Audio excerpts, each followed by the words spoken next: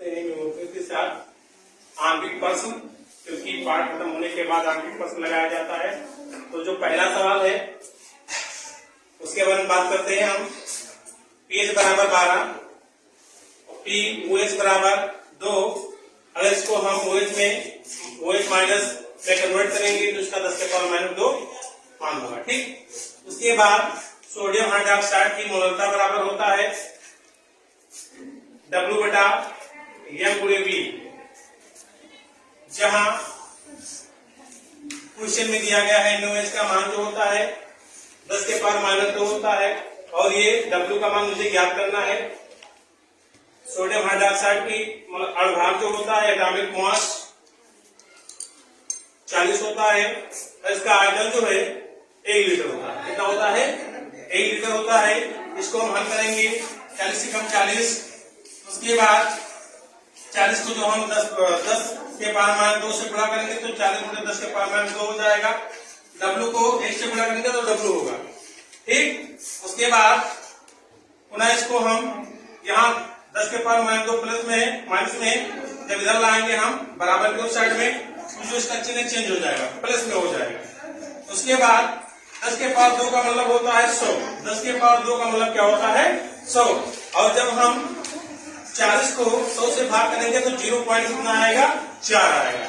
ये पहले सवाल का हल है। अब दूसरे सवाल पे हम आते हैं। तो देखिए एक रिएक्शन दिया गया है CaF2 उत्तरीय का चिन्ह Ca2 plus 2F minus.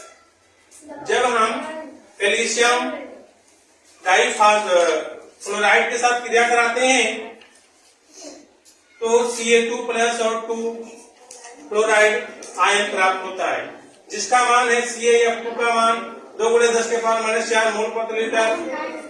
Ca2 plus का मान है 2 × 10⁻⁴ मोल प्रति लीटर। उसके बाद 2 मोल ऑफ फ्लोराइड। तो देखिए इसी का ये जो मान है फ्लोराइड का मान 2 × 10⁻⁴, और यहाँ 2 इसमें 2 से गुणा होगा। ठीक, तो हम KST के मतलब होता है कांस्टेंट स्टैंडर्ड प्रेशर के लिए। तो Ca2 प्लस ब्रैकेट में 2F2 माइनस का 0²। उसके बाद इसका जो Ca2 प्लस का मान है 2 × 10⁻⁴। उसके बाद F का मान जो है 2 × 10⁻⁴, 2 D² 2 दूना 4, 4 का स्क्वायर 16 होता है। अब 16 को हम 2 से गुणा करेंगे तो 16 दूना 32 हो जाएगा, और ये -4। अब देखिए इसको दोबारा हम लिखेंगे -4 तो क्या हो जाएगा? जुड़ेगा तो घात जोड़ता है, जुड़े में क्या होता है? घात जोड़ता है, तो 4 दूना 8 हो जाएगा। ठीक, अब देखिए 8 4 कितना होता है? 12। तो यहाँ 16 दूना 32, 32 गुणे 10⁻⁻12। अब देखिए ये 32 है। यहाँ देखिए आपको बताया जाता है जब क्या होता है माइनस में अंक होता है, तो जब दशमलव को हम एक अंक आगे लाते हैं तो इसमें जो पावर होता है वो घट जाता है। अगर पावर यहाँ 12 है तो जब दशमलव को एक अंक आगे लाएंगे, जैसे यहाँ 32 है तो यहाँ 3.2 हो जाएगा, तो यहाँ का जो क्या नाम है पावर है उसमें कमी आ जाएगी। यहाँ 12 तो क्या हो जाएगा? 11 हो जाएगा, क्योंकि यहाँ 32 था, यहाँ 3.2 है। इस प्रकार से दूसरे सवाल का हल है। आज के क्लास का समय खत्म होता है, इसलिए मैं अपने वाणी को विराम देता हूँ। जय हिंद।